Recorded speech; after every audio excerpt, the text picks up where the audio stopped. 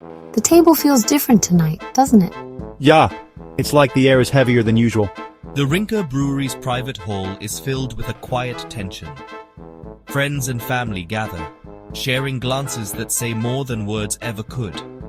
The warmth of the room can't quite chase away the uncertainty that hangs over them. To family, to loyalty, and to the last free night in Vienna. The group laughs quietly, their voices mingling with the gentle clink of glasses. But then, a hush falls over the room and the laughter fades into silence. What will happen, Lee? They'll come. They always do. But we'll hold our heads high. For a moment, everyone just sits there, listening to the distant sounds of marching echoing faintly in the background, each heartbeat a little louder than before. We're with you, Herr Rinker. Then let's drink like it's our last. Stop seeing escape as a story on a page. Feel it in your bones. Imagine Vienna, 1938. Your life in a satchel, every breath a gamble. Fog coils through a back alley, swallowing Lee's shape as a Gestapo truck prowls by. Officers smoking, eyes sharp. Lee's breath trembles in the cold. He clutches a battered satchel, forged papers, hope, and a letter that might save his life. Hours later, Vienna's main station is a storm of fear and whispers. Lee, now Karl Schreiber, slips past barking dogs and rifle butts. He witnesses a mother torn from her son. Horror flickers in his eyes, but survival demands silence. He boards a freight car. The whistle's cry is both promise and threat. Moonlight slices the dark. At a checkpoint, boots thunder. Lee's panic erupts. He leaps, crashing into gravel, vanishing beneath the train as soldiers shout and dogs snarl above. Dawn, the Black Forest. Lee staggers, bruised but unbroken. Suddenly, American soldiers, rifles raised. Name, Lee Rinker. I'm not soldier. Austrian. Relief floods as they recognize his letter. A blanket, water, the fog lifts. Welcome to the right side of history. And Lee Rinker's journey, forged in fear, ended in hope, rides into the mist as Vienna burns behind him. I'm sure you've heard the news. War breaks men, divides worlds, and tests our humanity.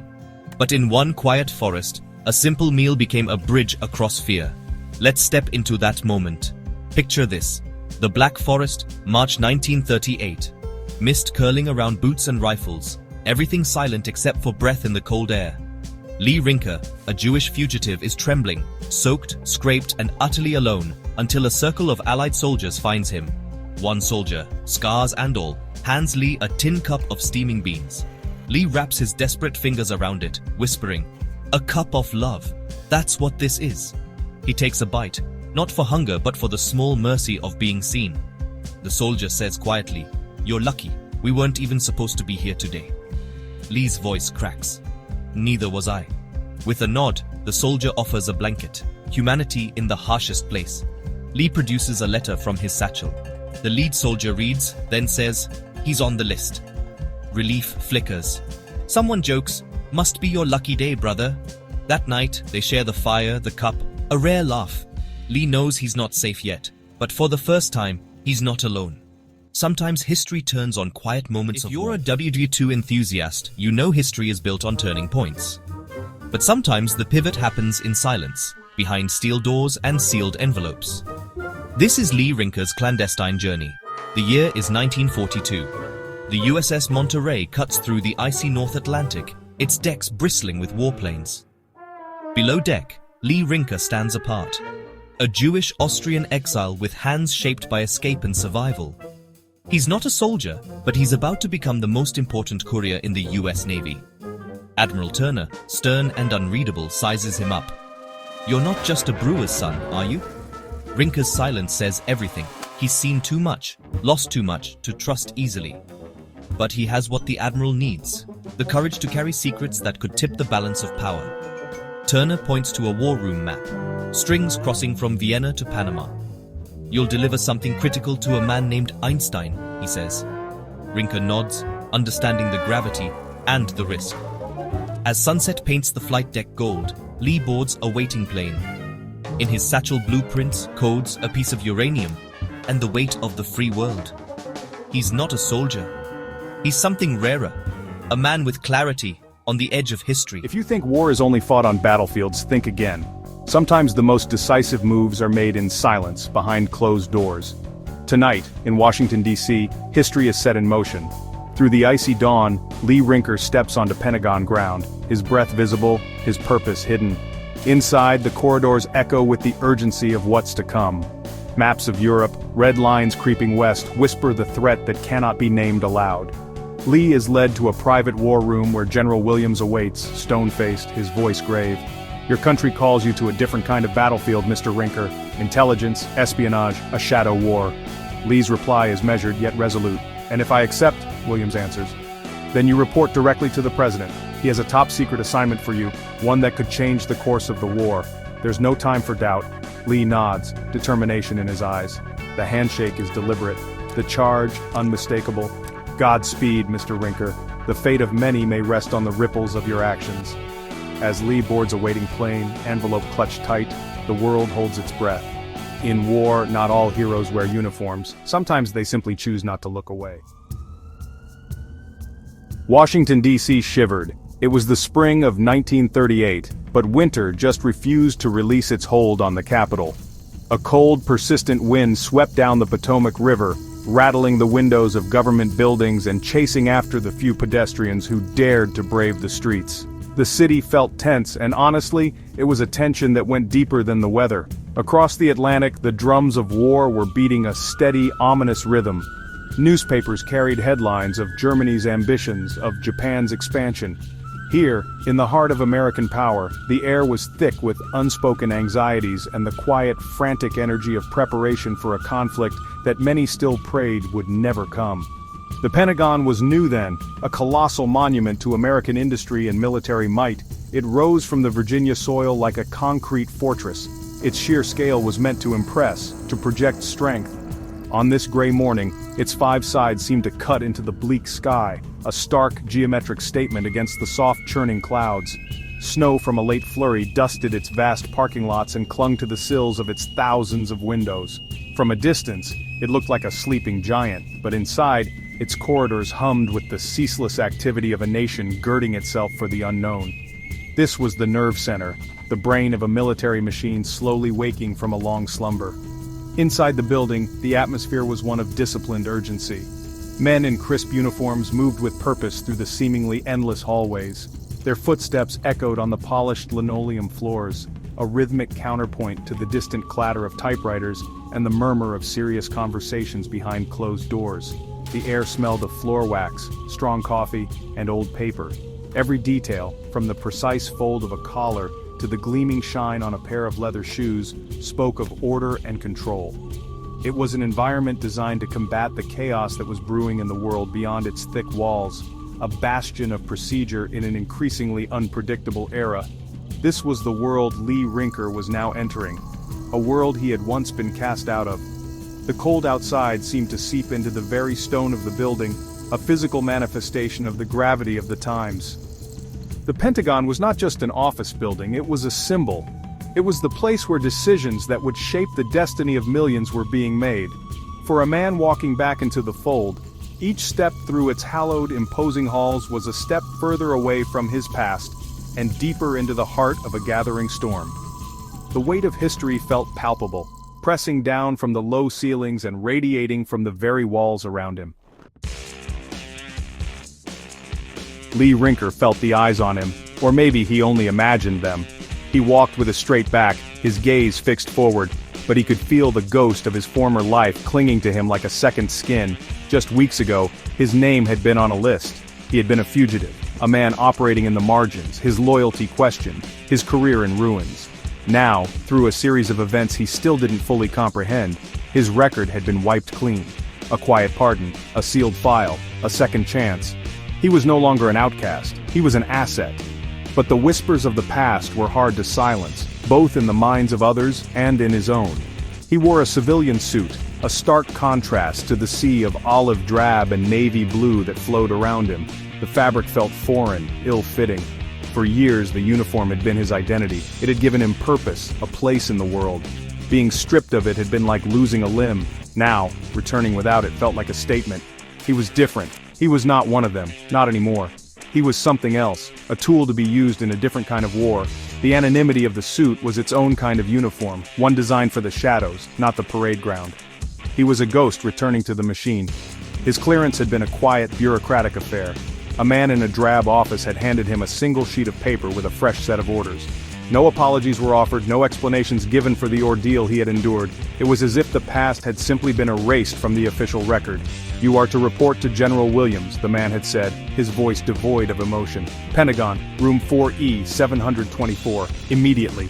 And that was it. The door to his old life slammed shut, and a new, more uncertain one swung open. He was being brought in from the cold, but he had a feeling the chill would follow him. As he navigated the labyrinthine corridors, Rinker replayed the last few years in his mind. The false accusations, the chase, the constant looking over his shoulder. He had learned to survive, to be invisible. He had learned to read people, to anticipate their moves, to trust no one. These were not the skills they taught at West Point. They were lessons learned in the harsh school of betrayal and survival. He now understood that these were the very skills that had made him valuable again. They had not pardoned him out of kindness. They needed a man who knew how to live and operate in the darkness, because that is where the real war was about to be fought. Room 4E 724 was sparse. It was an office built for function, not comfort. A large wooden desk, polished to a high sheen, dominated the space. Behind it sat General Mark Williams, a man whose face looked as if it had been carved from granite. Two American flags stood sentinel in the corners of the room, their colors a vibrant splash against the muted tones of the walls. The air was still and heavy, thick with the scent of old leather and the faint, sweet smell of pipe tobacco. General Williams did not rise when Lee entered. He simply watched him approach, his eyes cold and appraising, like a jeweler examining a potentially flawed diamond. "Rinker," the general said. His voice was a low, gravelly rumble, a sound that carried the weight of command. It was not a question, but a statement of fact. "Close the door." Lee did as he was told, the click of the latch sounding unnaturally loud in the silence. He stood before the desk, hands held loosely at his sides, waiting. The general gestured to the single chair opposite him. "Sit." Lee sat. The leather of the chair creaked in protest. General Williams leaned back, steepling his fingers beneath his chin, his gaze never leaving Lee's face. The silence stretched on, a deliberate tool to unnerve, to assert dominance. "Your file has been cleared," Williams began, his tone clipped and devoid of warmth. "As far as the United States Army is concerned, the events of the past 2 years did not happen. You are a patriot. Your record is spotless." He paused, letting the words hang in the air. "But you and I know the truth. You are not the same man who was drummed out of the service. The world you lived in out there, it changed you. It taught you things we cannot teach. That is why you are here." There was no hint of sympathy in his voice, only cold, hard pragmatism. He was assessing a weapon, not consoling a man. "Your new duty will not involve a uniform," the general continued, his eyes boring into Lee. "It will not involve parades or public recognition. Your work will be silent. It will be dangerous. You will operate outside the normal channels of command. You will engage in activities that, if they were to come to light, would be officially and vigorously denied by your government." He leaned forward slightly, his voice dropping even lower. "You will be a ghost, Rinker." A whisper. "Your successes will be buried, and your failures will be your own. Do you understand the nature of this work?" It was a declaration, not a discussion. A statement of terms for a life lived entirely in the shadows. General Williams opened a thin manila folder on his desk. It contained a single sheet of paper. He did not show it to Lee. He merely glanced at it as if to confirm the information he was about to impart. "The world is on a knife's edge, Rinker. You read the papers, you see the newsreels. But the papers don't tell a tenth of the story. While politicians make speeches about peace and diplomacy, another war is already being fought. It is a war of whispers, of stolen documents, of secrets traded in dark alleys. It is a war of intelligence, and right now, we are losing it." He spoke of the enemy not as soldiers in uniform but as a pervasive, unseen force. "They have agents everywhere," Williams said, his voice a low, intense murmur. "In our factories, in our universities, even within the walls of this very building. They are gathering information on our capabilities, our intentions, our weaknesses. They are mapping our defenses, stealing our technology, sowing discord. Every blueprint that goes missing, every shipping schedule that is leaked, every political secret that is compromised, brings the enemy one step closer to victory before a single shot is even fired. This is the battlefield you are entering. The general's words painted a grim picture of a nation vulnerable, besieged from within. The stakes, he made clear, were absolute. This is not about winning a single battle, he explained, his gaze unwavering. This is about survival. The survival of this nation. The survival of freedom itself. The information you will be tasked to protect, and the information you will be tasked to acquire, could mean the difference between a world that remains free and a world that falls into darkness. The work is lonely. It is thankless. But there is no work more vital to the security of the United States right now. Your life, as you knew it, is over, Williams stated with brutal finality. From this moment on, you will exist in the shadows. There will be no medals for what you are about to do. There will be no commendations. Your only reward will be the knowledge that your actions may have saved us from a catastrophe too terrible to contemplate. If you are caught, we will not know you. If you are killed, your body will not be recovered. You will be utterly and completely alone. He paused, letting the crushing weight of that reality settle upon Lee. This is the price of admission to the silent war. Are you prepared to pay it? Lee sat perfectly still in the chair, the general's words echoing in the quiet room. He felt a cold knot of apprehension tighten in his stomach. Alone, disavowed, a ghost. The terms were stark, brutal, and absolute. Every instinct for self-preservation screamed at him to stand up, to walk out of the room, to disappear back into the anonymous life he had been forced to build. The fugitive's life was dangerous, but at least it was his own. This was a different kind of cage, one gilded with patriotism, but a cage nonetheless. The fear was real, a metallic taste in the back of his throat. Yet beneath the fear, another feeling began to stir, a sense of resolve. He thought of the past 2 years, the bitterness of being cast out, the shame of being branded a traitor. He had lost everything, his career, his reputation, his sense of belonging. Now, he was being offered a path back, not to what he had been, but to something more. He was being handed a chance to fight back, not just for his own honor, but for the country that had wrongly accused him. There was a strange, grim justice in that. The very skills he had learned as an outcast were now the keys to his redemption. A sense of destiny began to crystallize within him. It was not a grand or glorious feeling, but a quiet, somber acceptance. Perhaps this was what his life had been leading to all along. The training at the academy, the years in the field, and even the dark period of his exile. It had all been preparation. Preparation for a role that few could undertake. He looked at the general, at the flag standing silent in the corners, and felt the weight of the moment settle upon him. This was more than an assignment, it was a calling, a chance to turn the pain of his past into a weapon for the future. He finally broke the silence, his voice steady and clear, betraying none of the turmoil within. "I am, sir." The words were simple, but they carried the weight of an unbreakable oath. In that moment, Lee Rinker shed the last vestiges of the man he had been. The soldier, the fugitive, they were gone. In their place was something new, something forged in the crucible of betrayal and isolation. He was an instrument of a silent war, and he had just accepted his purpose. A quiet resolve hardened within him, cold and sharp as steel. He would walk into the shadows because that was where he was needed most. The fear was still there, but now it was secondary to his duty.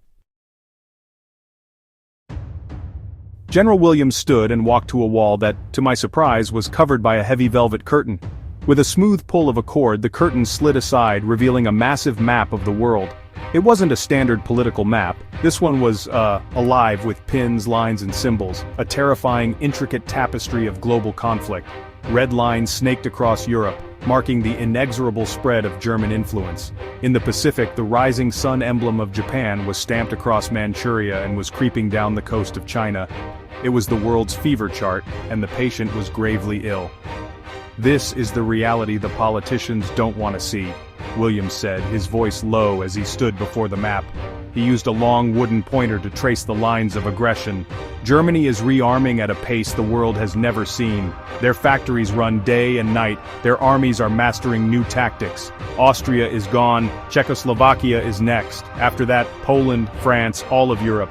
His pointer moved across the map, tapping each location like a drumbeat of doom, and they are not alone. In Italy, Mussolini dreams of a new Roman Empire. In the Far East, Japan believes it is their divine destiny to rule all of Asia. The sheer scale of the threat was honestly breathtaking. Seeing it laid out like this in stark, clinical detail was far more impactful than any newspaper headline. The room was quiet, insulated from the outside world, yet it felt like the most important place on Earth. This was where the grand strategy was born. I could see small clusters of pins representing naval fleets, arrows indicating potential invasion routes, and circles highlighting critical industrial zones. It was a chessboard of immense complexity, and the pieces were nations, armies, and millions of human lives. The silent war of intelligence was the key to anticipating the opponent's next move. Every piece of information matters, the general continued, turning from the map to face me. A shipping manifest from Hamburg could tell us about their resource shortages. A stray comment from a diplomat in Tokyo could reveal their naval ambitions. A scientific formula smuggled out of a Berlin laboratory could change the balance of power entirely. He looked me directly in the eye, the gravity of his next words unmistakable. Your actions, Rinker, as small and secret as they may be, will have consequences that ripple across this entire map. You may never see the results, but you will be shaping them. The weight of the world seemed to be in that room, reflected in the colored pins on the wall. General Williams walked back to his desk and picked up a sealed, heavy envelope. It was marked with a single stark word, eyes only. He held it out to me. Your first assignment, he said. The formality was gone, replaced by an urgent, almost paternal seriousness. The details are inside. Read them, memorize them, and then burn the envelope and its contents. No copies, no notes. The information must exist only in your mind. I took the envelope. It felt heavier than it should, weighted with the secrets it contained. I nodded, understanding the protocol implicitly. In this new world, paper was a liability. You leave tonight, Williams continued, his tone leaving no room for questions. A car will be waiting for you at the south entrance in 1 hour. It will take you to Bowling Field. A transport plane will be waiting. Your destination is the Panama Canal Zone. Panama. The name hung in the air. The canal. The vital artery connecting the Atlantic and Pacific fleets. A strategic choke point of immense importance. Any threat to the canal would be a catastrophic blow to American naval power, effectively cutting the fleet in half. The choice of location immediately underscored the high stakes of my mission. The general elaborated, though his words were carefully chosen, layered with caution. There is a man in the canal zone, a scientist. He is a German refugee, a brilliant mind that we managed to get out of Europe before it was too late. The enemy knows of his importance, they know where he is. We believe they will make a move to either capture him or eliminate him. Your primary objective is to make contact with him and deliver a message. A message that comes directly from the president. The direct link to the White House sent a fresh jolt of adrenaline through me. This was a level of trust and responsibility I had never imagined. This man is a physicist, Williams added, almost as an afterthought, but his eyes betrayed the significance of the detail. His work is theoretical, but it has the potential to create a weapon of unimaginable power, a weapon that could end this war before it truly begins, or, if it falls into the wrong hands, ensure our utter destruction. The room seemed to shrink, the air growing thin. I, Lee Rinker, the disgraced soldier, the pardoned fugitive, was now being tasked not just with espionage, but with safeguarding a secret that could alter the course of human history. The weight of the envelope in my hand felt immense, a tangible piece of the world's fate. I opened the sealed envelope in the back of the moving car, the city lights of Washington streaking past the windows. Using a small pen light, I read the single page inside. The message I was to deliver was short, encoded in a simple cipher I had learned long ago, but it was the name of the recipient that made me draw a sharp, involuntary breath. Professor Albert Einstein. I had read about the man in magazines, the famous German physicist who had turned the world of science on its head with his theories of relativity. The man with the wild hair and the gentle eyes, now a refugee from the tyranny he had warned the world about. The file provided a brief but chilling context. German intelligence, the Abwehr, had become aware of the potential military applications of Einstein's theoretical work in atomic fission.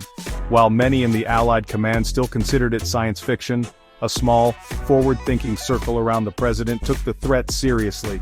They had moved Einstein to a secure, undisclosed location in the Panama Canal Zone, believing the remote, heavily fortified U.S. territory would be safe. They were wrong. Intercepted communications suggested an enemy operation was imminent. The stakes were no longer theoretical.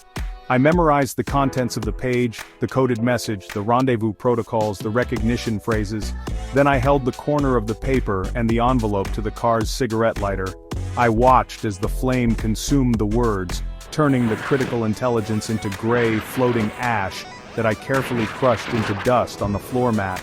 The knowledge was now locked in my mind alone. I was the sole bearer of a message from the President of the United States to the most brilliant scientist on the planet, a message that likely urged him to turn his genius toward the creation of a terrible new weapon. I thought about the irony of it all. Einstein, a devoted pacifist, was now at the center of a military operation of the highest secrecy, and I, Rinker, a man who had been cast out and hunted by his own government, was now entrusted with its most critical secrets. The world was turning upside down. The old rules no longer applied. As the car pulled onto the airfield, I felt the profound gravity of my mission. I was not just a courier, I was a link in a chain that connected the highest office in the land to a power that could reshape the world. The quiet, emotional weight of this realization was heavier than any pack I had ever carried. The aircraft was a Douglas C-47 Skytrain, its twin engines idling with a low, rumbling growl that vibrated through the soles of my shoes. It stood alone on the dark tarmac of Bowling Field, a stark silhouette against the faint glow of the distant city. A cold wind whipped across the airfield, carrying the smell of rain and aviation fuel. There was no fanfare, no formal send-off. Just a lone ground crewman who checked my name off a list and jerked a thumb toward the open cargo door. This was the lonely reality of the silent war. Missions began not with a bugle call, but with a quiet nod in the darkness. I climbed aboard, the interior of the plane cavernous and cold. Metal ribs lined the fuselage and simple webbed benches ran along its sides. I was the only passenger. The cargo hold was empty. This entire flight, this expensive and risky operation, was for me and the message I carried in my head. The door was pulled shut, encasing me in near total darkness, broken only by a few dim instrument lights from the cockpit. The engines roared to life, the vibration intensifying until it felt like the entire world was shaking. I braced myself as the plane began its rumbling journey down the runway. As the C-47 lifted into the night sky, banking south over the dark expanse of the Potomac, I looked out a small circular window. The lights of Washington, D.C. spread out below me like a blanket of scattered jewels. I could see the illuminated dome of the Capitol and the sharp needle of the Washington Monument. Down there, people were sleeping, living their lives, blissfully unaware of the shadow war being fought on their behalf. They were unaware of the man in the sky above them, a ghost flying toward a rendezvous that could determine all their futures. It was a profoundly isolating feeling. The plane leveled off, the roar of the engine settling into a steady, hypnotic drone. I leaned my head back against the cold metal of the fuselage and closed my eyes. I was flying toward Panama, toward Einstein, toward an unknown future. The general's words echoed in my mind.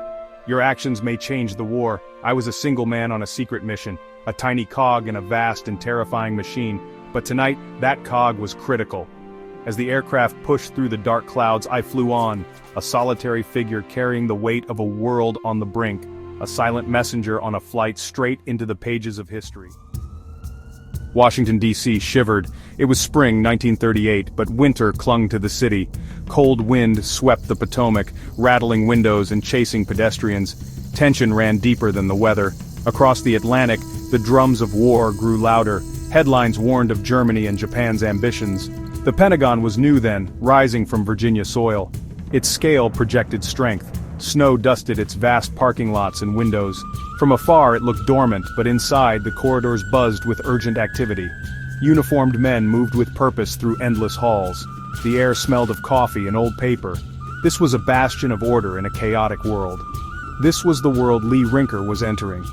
The Pentagon was more than a building, it was a symbol. Here decisions would shape the fate of millions. Rinker felt the eyes on him. Or maybe he only imagined them. He walked with a straight back, but the ghost of his former life clung to him like a second skin. Just weeks ago, he'd been a fugitive, his loyalty questioned, his career in ruins. Now his record was wiped clean. A quiet pardon, a sealed file, a second chance. He was no longer an outcast. He was an asset. The suit felt foreign. For years, the uniform had been his identity. Now, returning without it felt like a statement. He was not one of them anymore. The anonymity of the suit was its own kind of uniform, one designed for the shadows. His clearance had been a quiet, bureaucratic affair. No apologies, no explanations. It was as if the past had simply been erased from the record. The door to his old life slammed shut, and a new, uncertain one swung open. He was being brought in from the cold, but the chill would follow him. The false accusations, the chase, the constant looking over his shoulder. He had learned to survive, to be invisible. He had learned to read people, to trust no one. These were the very skills that had made him valuable again. They needed a man who knew how to operate in the darkness, because that's where the real war was about to be fought.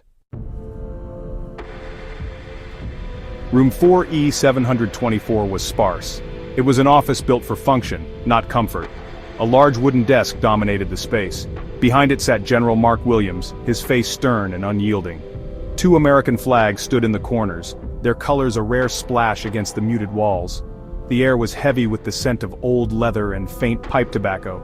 General Williams did not rise when Lee entered. He watched, eyes cold and appraising. "Rinker," the general said. His voice was a low, gravelly rumble. "Close the door." Lee obeyed, the click of the latch loud in the silence.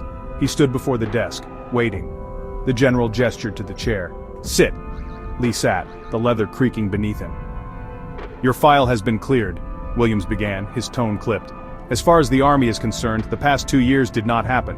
But you and I know the truth. The world changed you. That is why you are here. Your new duty will not involve a uniform. No parades, no recognition. Your work will be silent, dangerous, outside normal command.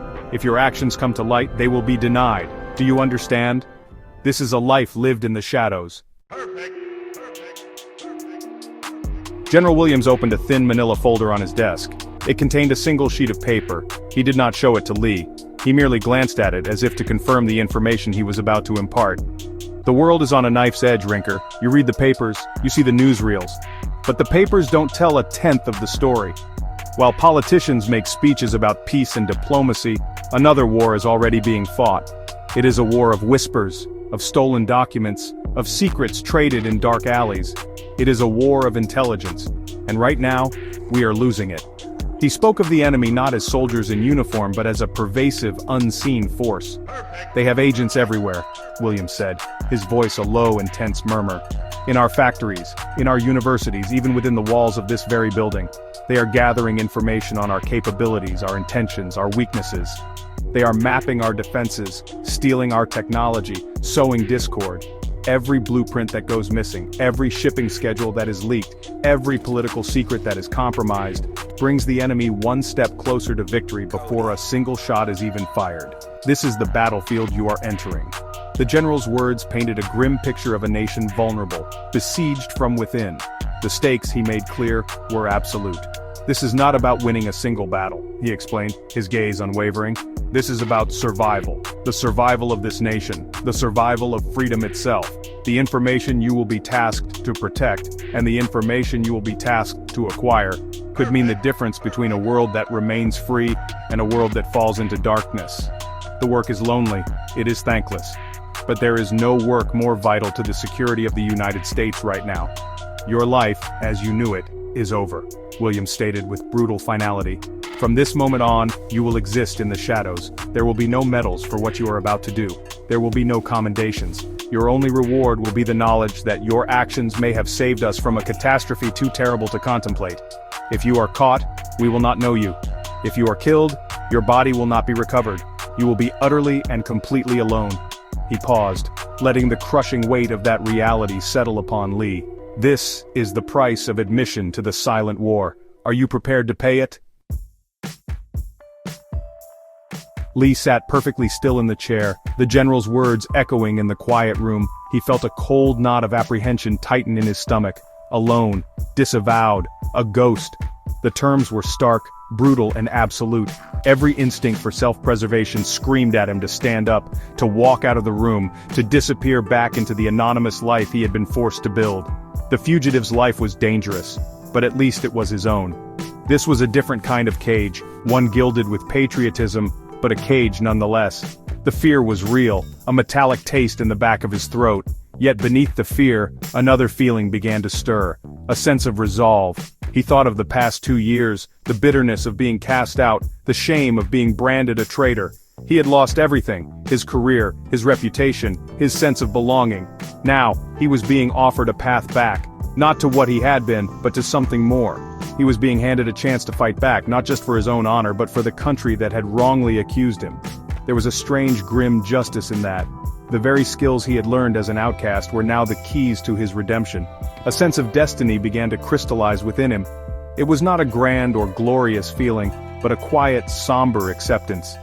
Perhaps this was what his life had been leading to all along. The training at the academy, the years in the field, and even the dark period of his exile. It had all been preparation. Preparation for a role that few could undertake. He looked at the general, at the flag standing silent in the corners, and felt the weight of the moment settle upon him. This was more than an assignment, it was a calling, a chance to turn the pain of his past into a weapon for the future. He finally broke the silence, his voice steady and clear, betraying none of the turmoil within. "I am, sir." The words were simple, but they carried the weight of an unbreakable oath. In that moment, Rinker shed the last vestiges of the man he had been. The soldier, the fugitive, they were gone. In their place was something new, something forged in the crucible of betrayal and isolation. He was an instrument of a silent war, and he had just accepted his purpose. A quiet resolve hardened within him, cold and sharp as steel. He would walk into the shadows because that was where he was needed most. The fear was still there, but now it was secondary to his duty. General Williams stood and walked to a wall that, to my surprise, was covered by a heavy velvet curtain. With a smooth pull of a cord, the curtain slid aside, revealing a massive map of the world. It wasn't a standard political map. This one was, alive with pins, lines, and symbols, a terrifying, intricate tapestry of global conflict. Red lines snaked across Europe, marking the inexorable spread of German influence. In the Pacific, the rising sun emblem of Japan was stamped across Manchuria and was creeping down the coast of China. It was the world's fever chart, and the patient was gravely ill.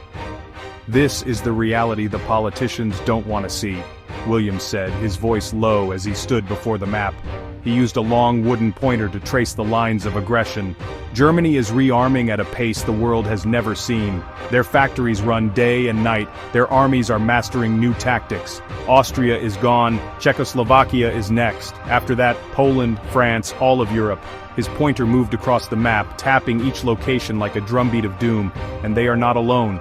In Italy, Mussolini dreams of a new Roman Empire. In the Far East, Japan believes it is their divine destiny to rule all of Asia. The sheer scale of the threat was honestly breathtaking. Seeing it laid out like this in stark, clinical detail was far more impactful than any newspaper headline.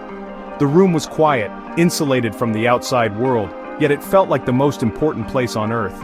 This was where the grand strategy was born. I could see small clusters of pins representing naval fleets, arrows indicating potential invasion routes, and circles highlighting critical industrial zones.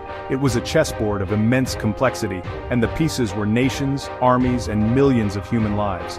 The silent war of intelligence was the key to anticipating the opponent's next move. "Every piece of information matters," the general continued, turning from the map to face me. "A shipping manifest from Hamburg could tell us about their resource shortages. A stray comment from a diplomat in Tokyo could reveal their naval ambitions. A scientific formula smuggled out of a Berlin laboratory could change the balance of power entirely." He looked me directly in the eye, the gravity of his next words unmistakable. "Your actions, Rinker, as small and secret as they may be, will have consequences that ripple across this entire map. You may never see the results, but you will be shaping them." The weight of the world seemed to be in that room, reflected in the colored pins on the wall. General Williams walked back to his desk and picked up a sealed, heavy envelope. It was marked with a single stark word, "Eyes only." He held it out to me. "Your first assignment," he said. The formality was gone, replaced by an urgent, almost paternal seriousness. "The details are inside. Read them, memorize them, and then burn the envelope and its contents. No copies, no notes. The information must exist only in your mind." I took the envelope. It felt heavier than it should, weighted with the secrets it contained. I nodded, understanding the protocol implicitly. In this new world, paper was a liability. "You leave tonight," Williams continued, his tone leaving no room for questions. A car will be waiting for you at the south entrance in 1 hour. It will take you to Bowling Field. A transport plane will be waiting. Your destination is the Panama Canal Zone. Panama. The name hung in the air. The canal. The vital artery connecting the Atlantic and Pacific fleets. A strategic choke point of immense importance. Any threat to the canal would be a catastrophic blow to American naval power, effectively cutting the fleet in half.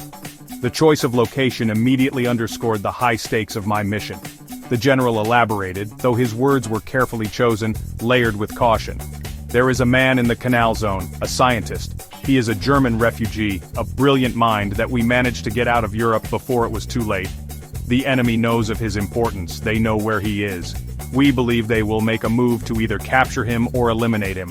Your primary objective is to make contact with him and deliver a message. A message that comes directly from the president. The direct link to the White House sent a fresh jolt of adrenaline through me. This was a level of trust and responsibility I had never imagined. This man is a physicist, Williams added, almost as an afterthought, but his eyes betrayed the significance of the detail. His work is theoretical, but it has the potential to create a weapon of unimaginable power, a weapon that could end this war before it truly begins, or, if it falls into the wrong hands, ensure our utter destruction. The room seemed to shrink, the air growing thin. I, Lee Rinker, the disgraced soldier, the pardoned fugitive, was now being tasked not just with espionage, but with safeguarding a secret that could alter the course of human history. The weight of the envelope in my hand felt immense, a tangible piece of the world's fate. I opened the sealed envelope in the back of the moving car, the city lights of Washington streaking past the windows. Using a small pen light, I read the single page inside.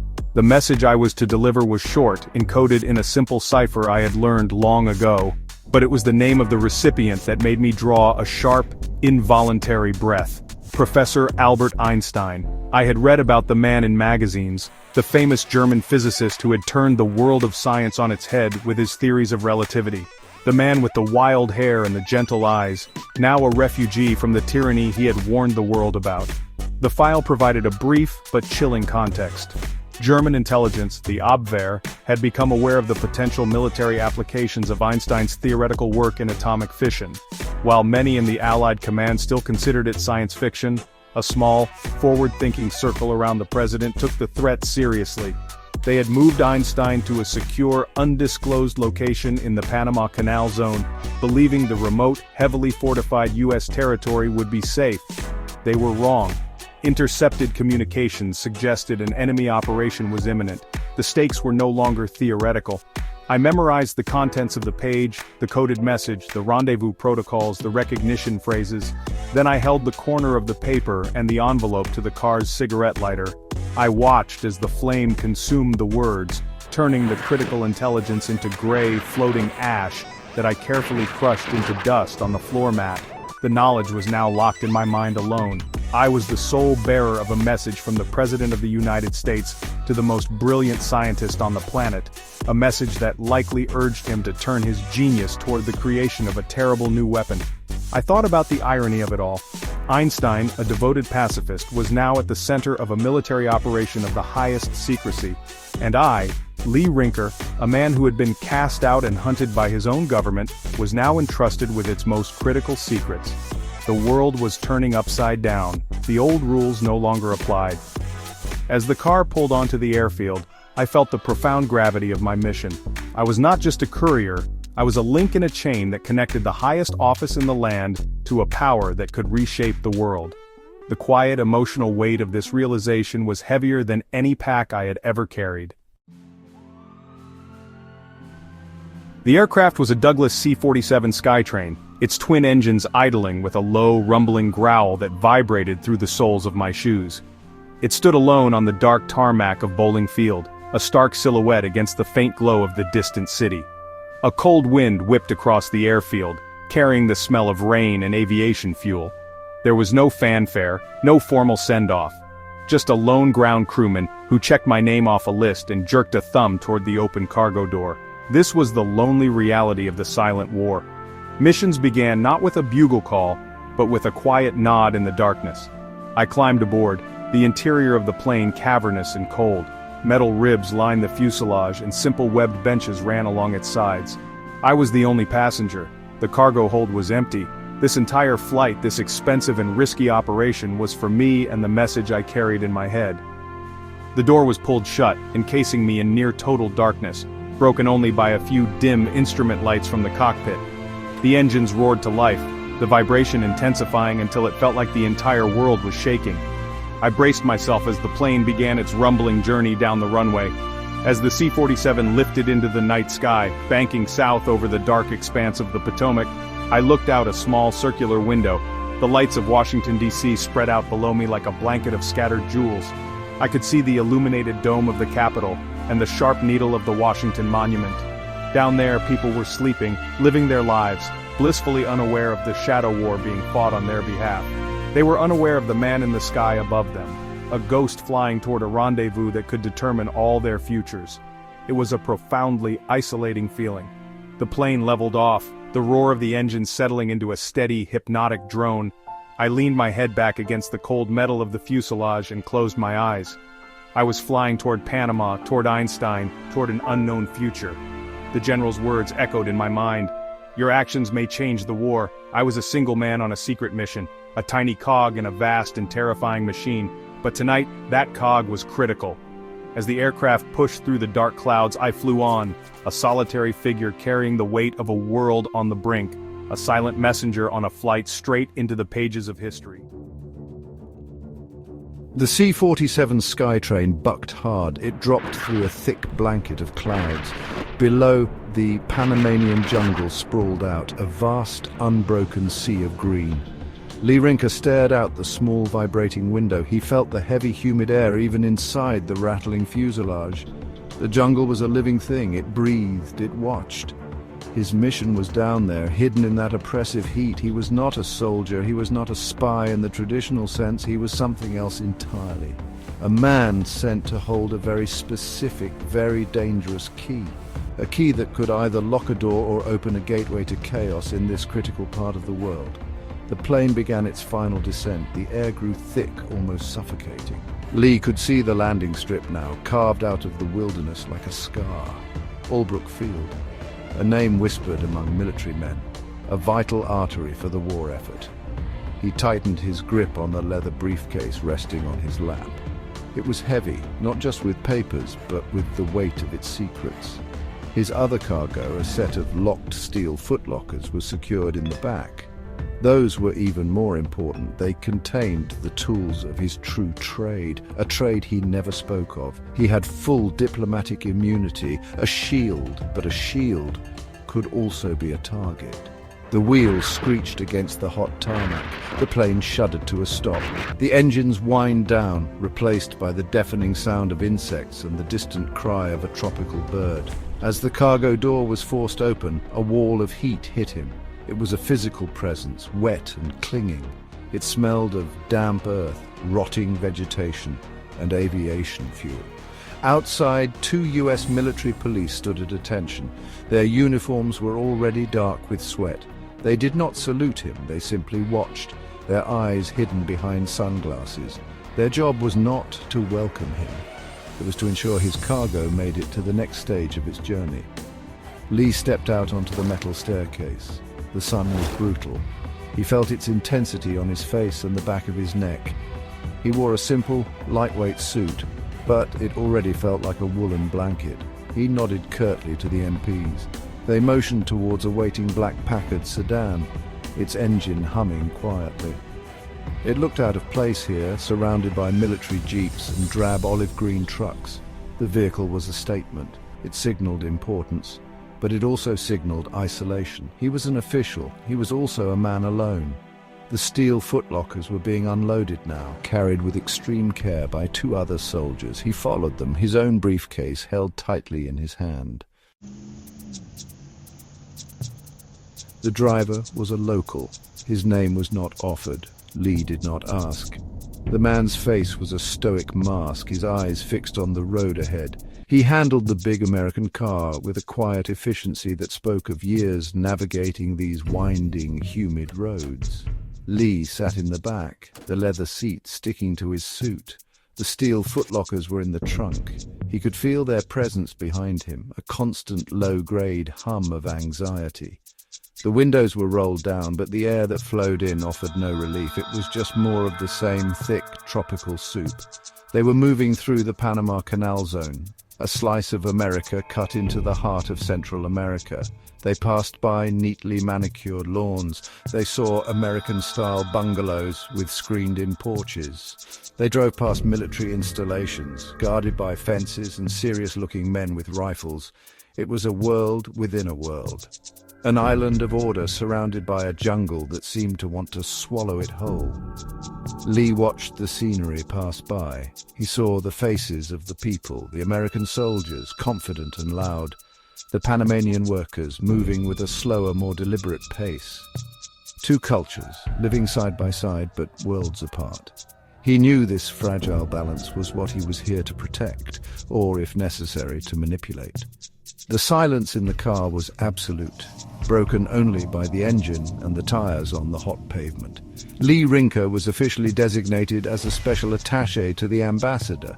A vague title, it meant nothing and everything.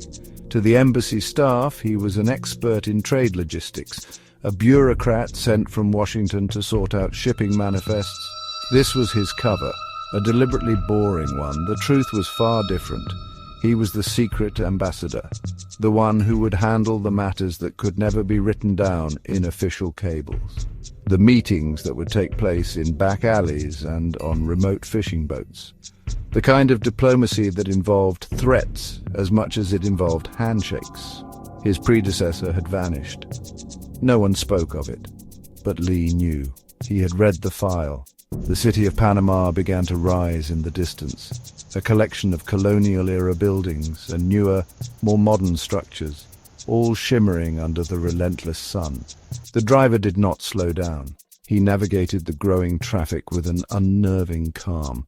Lee thought about his mission, to disappear in plain sight, to become a fixture in the background, a piece of the embassy furniture that no one noticed until it was time to act. It was a dangerous game. The Axis had eyes and ears everywhere here. The canal was the prize.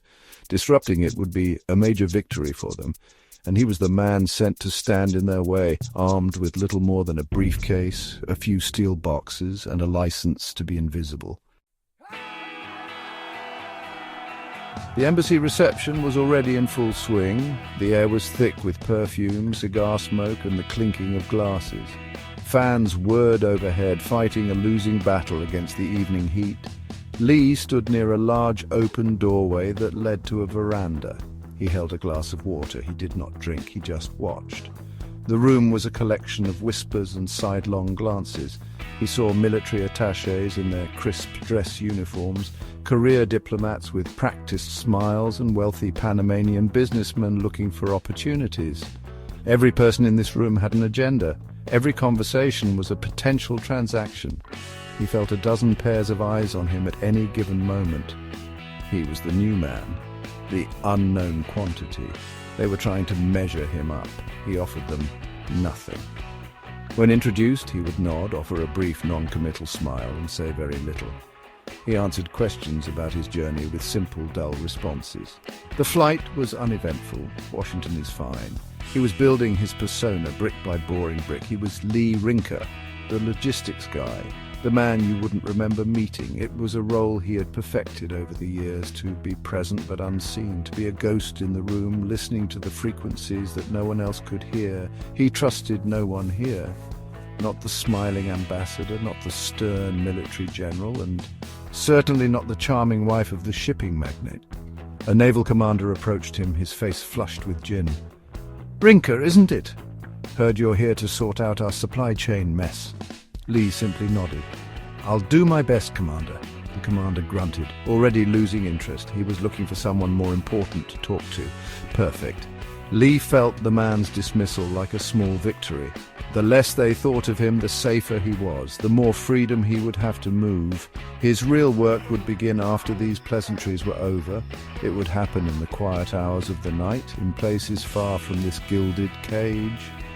His mission was not about shipping manifests. It was about preventing sabotage, rooting out spies, and ensuring the Panama Canal remained a fortress. He saw the German trade representative across the room, a man named Klaus Richter. Richter was watching him. There was no pretense, no subtlety, just a cold analytical stare. Lee met his gaze for a brief second before looking away, feigning disinterest, but the message was received. The game had already begun. Richter knew he was not just a logistics clerk. Maybe he didn't know the specifics, but he knew Lee was a player. The tension in the room was a living thing, a coil tightening around him. He was supposed to be a diplomat with full immunity, but in this shadow war, a diplomatic passport was just a piece of paper. It wouldn't stop a knife in a dark alley or a bomb in his car. Later, Lee stood alone on the veranda of his assigned quarters. The party was over. The embassy was quiet. The sun was setting over the Pacific, painting the sky in violent streaks of orange, purple, and red. The view was magnificent. He could see the lights of Panama City beginning to flicker to life in the distance. He could hear the low growl of a ship's horn as it prepared to enter the canal. This narrow strip of water was the reason he was here. It was the reason men were fighting and dying on the other side of the world. It was the axis on which the war in the Pacific turned. And it was incredibly vulnerable. He loosened his tie, the first moment of physical relief he'd had all day. The oppressive humidity still clung to him, a constant reminder of where he was. He was an ambassador to a war that was being fought in the shadows. His country was not officially at war with the agents of Germany or Japan operating here, not in this neutral territory, but the conflict was just as real, just as deadly. He thought of the men who had come before him, the ones who had succeeded, the ones who had failed. He thought of the one who had simply disappeared, his file stamped with a single chilling word, compromised. His mind turned to the steel footlockers, now safely stored in a locked room behind him. They contained radio equipment, coded communication gear, and other, less conventional tools. The tools needed to fight a war that had no front lines and no clear enemy soldiers. His immunity would protect him from the local police. It would allow him to move freely. But it would not protect him from a well-placed assassin or a carefully orchestrated accident. He was a target. He knew it. The German Richter knew it. The stakes were absolute. If the canal was disabled, even for a few weeks, the consequences would be catastrophic for the Allied war effort. As the last sliver of the sun disappeared below the horizon, darkness fell quickly as it does in the tropics. The jungle sounds grew louder, a chorus of unseen life. Lee remained on the veranda, a silhouette against the twilight. He felt the immense weight of his mission settle upon his shoulders. He was alone, thousands of miles from home, in a place where every friendly face could be a mask. The risks were immense. The chances of failure were high, but that was the job. He was Lee Rinker, and his war had just begun. He took a slow breath of the heavy tropical air and turned to go inside. There was work Why to do some men cross borders with nothing but a lie and a briefcase? In World War II, Lee Rinker didn't just negotiate, he smuggled the future. His mission: uranium and a world forever changed. 1. Panama's air humid, charged with secrets. Lee moves through customs untouched, a diplomat's immunity, carrying a canister labeled in ciphers. In Norway's winter, a silent exchange with a nameless ally enriched uranium, hope for the Allies, doom for the careless. But every step is sacrifice. In a clandestine lab, Einstein's Geiger counter screams, Lee's body is already poisoned. He asks, what are the symptoms? The answer: fatigue, cancer, a countdown. Yet Lee doesn't falter. Under moonlight, he clings to his burden, knowing it's not just uranium, it's the fate of nations. In espionage, survival is rare. Conscience, rarer still. I don't think people understand. Sometimes history's turning points happen in utter silence. No speeches, just two strangers, a canister and the weight of everything. 1938, Lee Rinker, under diplomatic cover, meets a Norwegian resistance agent. Is this it? The first piece of the puzzle? Yes, enriched uranium as promised. No words wasted. Just the hope of millions passed hand to hand. Come, Let me test your radiation exposure. I'm afraid I have bad news, Mr. Rinker. You've exceeded the safe limit. Even I and Mr. Oppenheimer haven't received that much. You may feel fine now, but damage accumulates. Nausea, fatigue, cancer. If you continue, it will kill you. What are the symptoms? Then I do it knowing what it'll cost, because this is bigger than both of us. The air at the Panamanian consulate was thick and heavy, a warm blanket of humidity that clung to the skin and smelled of night-blooming jasmine and damp earth.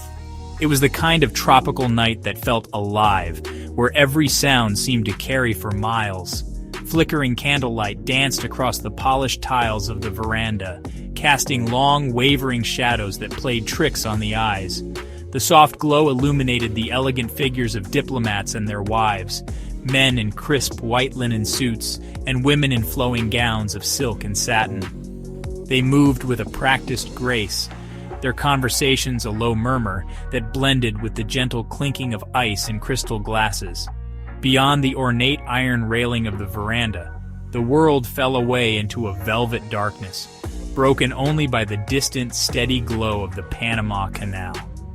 The lights from the massive locks and passing ships created a ribbon of gold against the black water, a testament to human will against the jungle. A small jazz trio, tucked into a corner near a cascade of bougainvillea, played a slow, soulful melody. The saxophone's notes seemed to hang in the humid air, a sound both lonely and hopeful, weaving through the conversations and laughter. Palm fronds rustled in the occasional breeze, a soft percussion accompanying the music.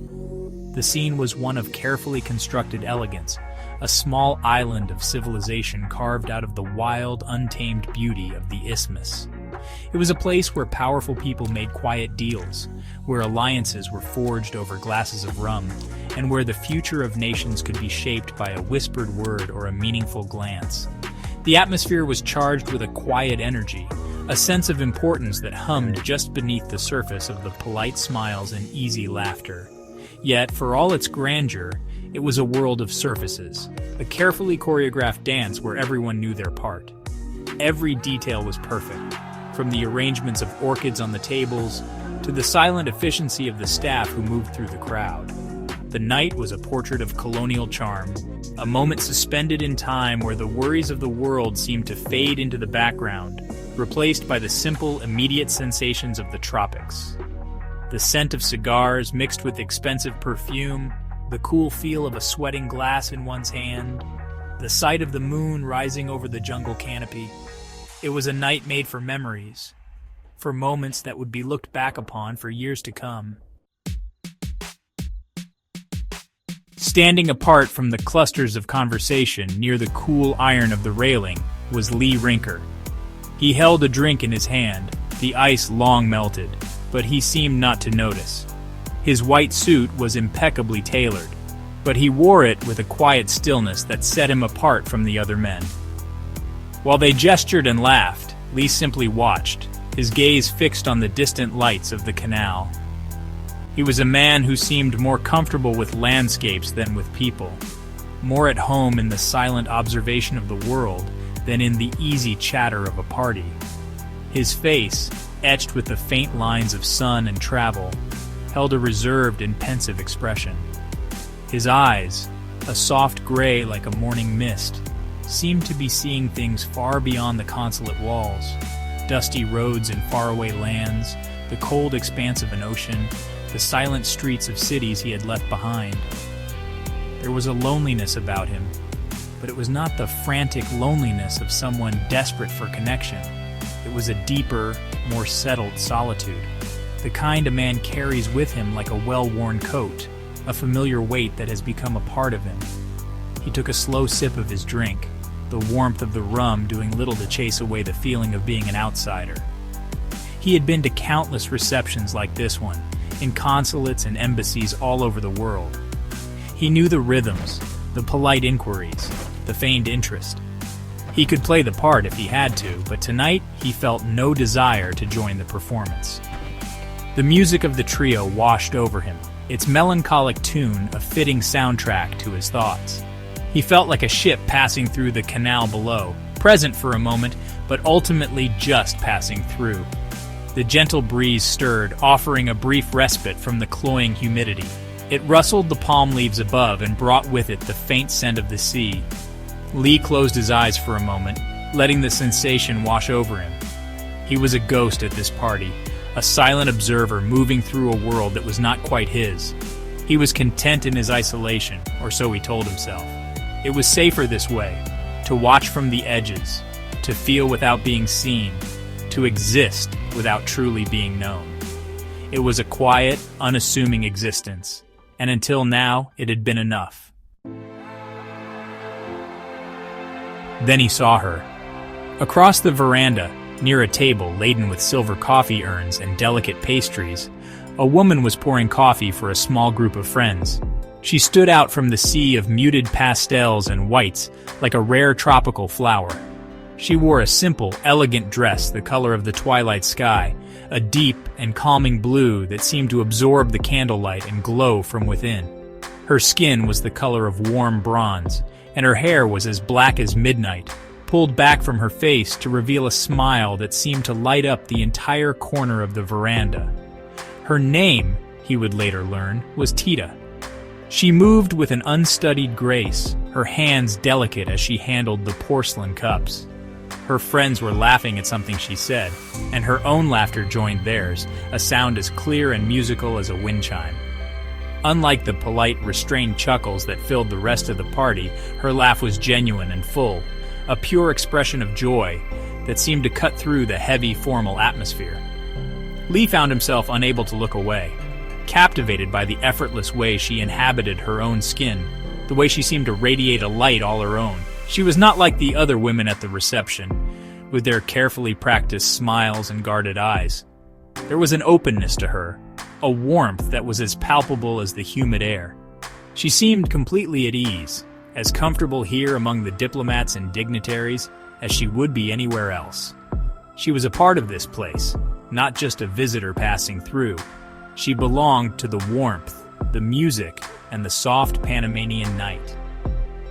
Lee watched as she handed a cup to a friend, her fingers brushing against theirs in a simple, friendly gesture. As her friends moved on, she remained by the table for a moment, her back to him. The breeze picked up again, gently swaying the hem of her blue dress around her ankles. She turned her head slightly, as if feeling the shift in the air, and her eyes scanned the veranda. For a brief, heart-stopping second, her gaze swept past him, and Lee felt as if he had been caught staring, a silent voyeur in her world. She did not seem to notice him, her attention drifting toward the music, but the fleeting moment was enough. He felt a strange pull, a quiet curiosity that was entirely new to him. Summoning a courage he didn't know he possessed, Lee pushed himself away from the railing and began to walk toward her. Each step felt deliberate, as if he were moving through water. The sounds of the party seemed to fade, the jazz trio's melody swelling to fill the space between them. He stopped beside the coffee urn, his presence a quiet question in the air. She turned, her dark eyes finding his, and a small, curious smile touched her lips. She tilted her head, waiting, her expression open and inviting. He simply stood there, unsure of what to say. "You have been standing by that railing all night," she said, her voice soft, with a gentle musicality that matched her laugh. "You have not spoken a single word to anyone." It was not an accusation, but a simple observation, delivered with a hint of playful teasing.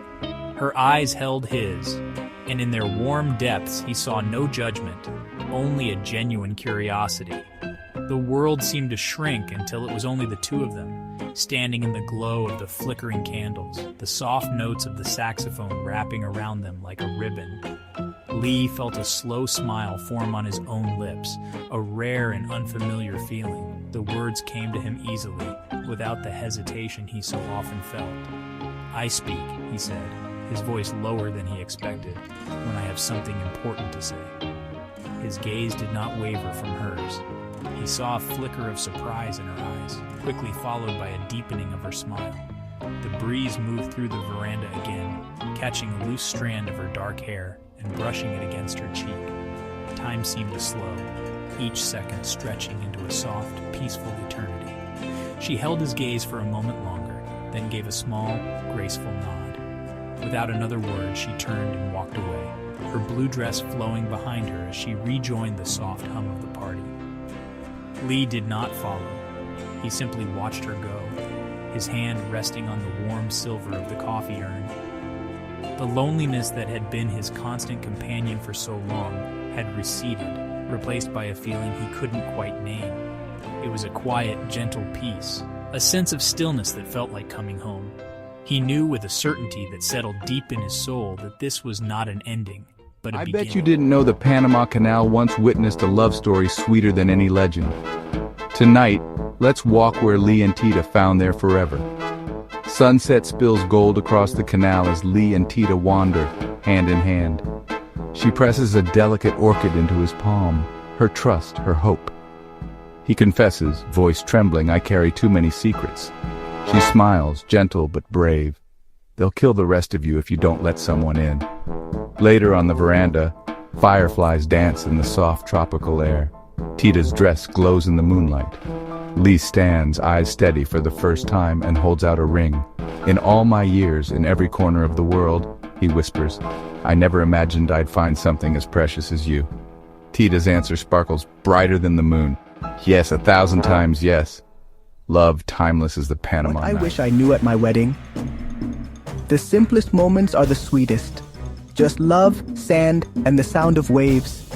Their vows drift on the breeze, laughter lifts, and time stands still.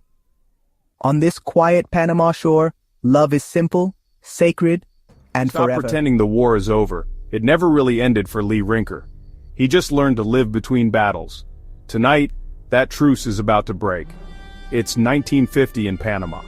Lee Rinker rocks barefoot on his balcony, watching his daughter chase fireflies while Tita reads quietly beside him. The sunset glows, the breeze is soft. For a moment, life feels safe, but then an unexpected knock. At the door stands a stranger in a gray suit, sweat on his brow and a sealed envelope in hand. "They want you in D.C., Mr. Rinker, tomorrow." Lee's answer is simple: "I'm retired." But the reply cuts deeper. No one ever is. Inside, Tita doesn't need words. She already knows. They share a look, no anger, just that quiet ache of old wounds reopened.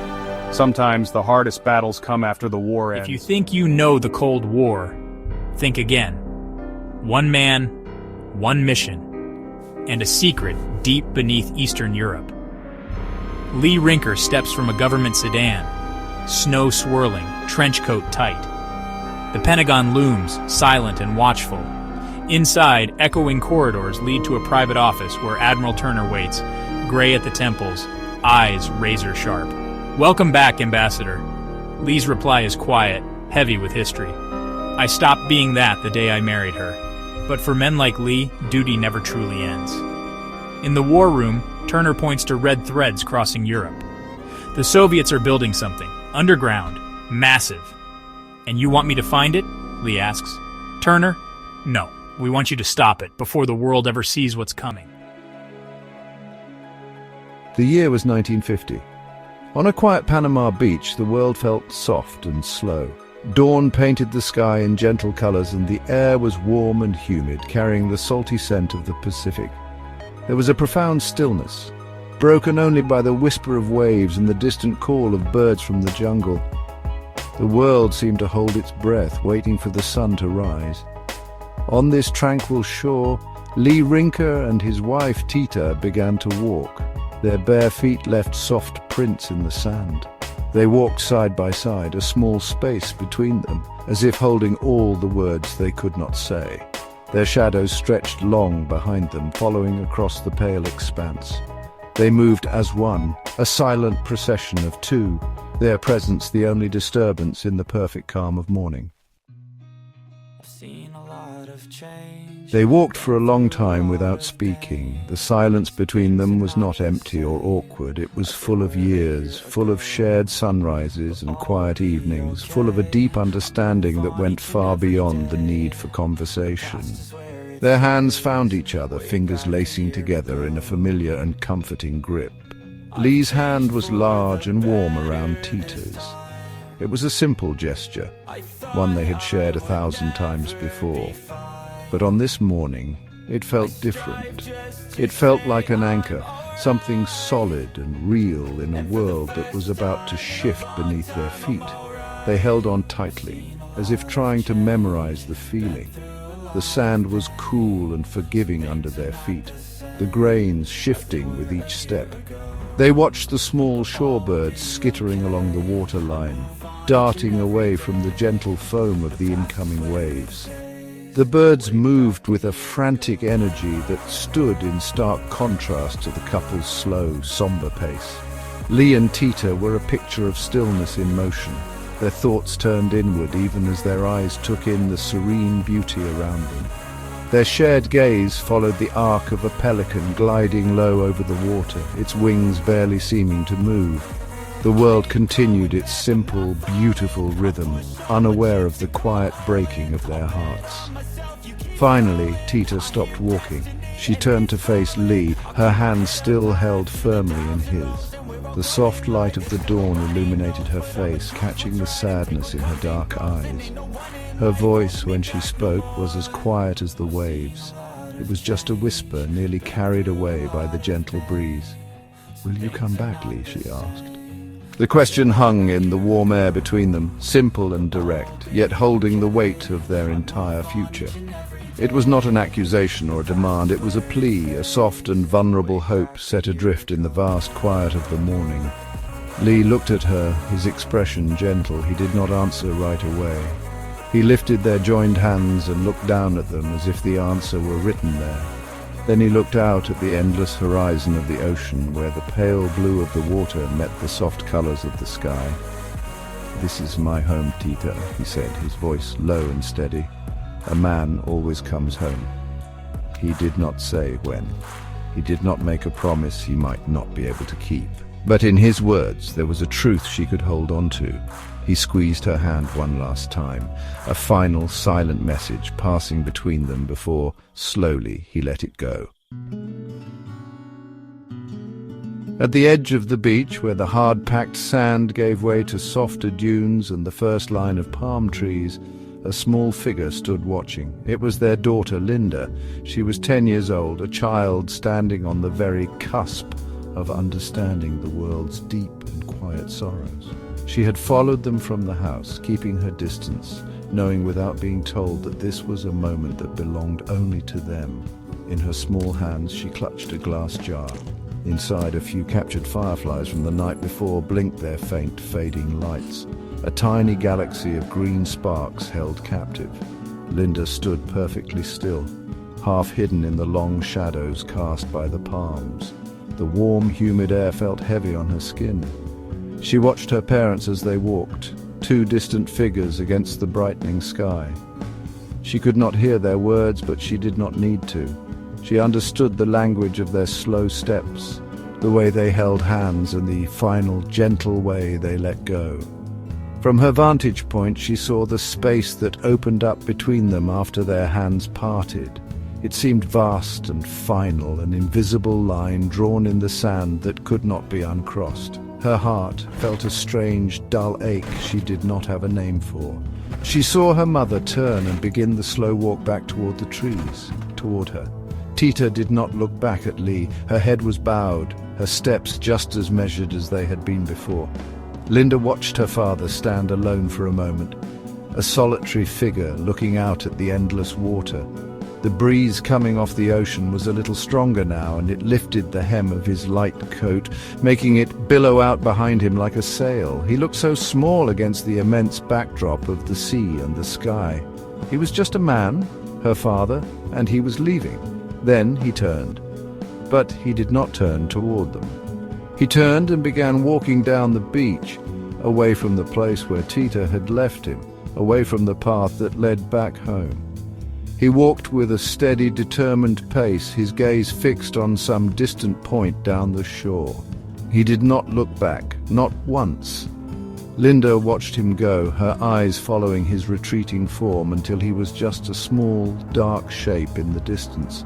The wind caught his coat again, and for a moment it looked as if it might lift him away entirely. The fireflies in her jar pulsed, their light growing weaker and weaker in the growing daylight.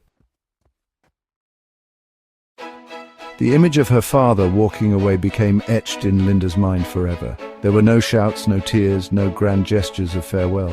Only the quiet, steady rhythm of his steps and the wind lifting his coat. He did not look back. That detail would stay with her for the rest of her life. It was not coldness, but necessity. Looking back would have been too hard. Her mother placed a gentle hand on her shoulder, and together they listened to the sounds of the morning. The waves continued their soft sighing. The world kept turning, but for Linda everything had changed. That moment became a cornerstone of her memory.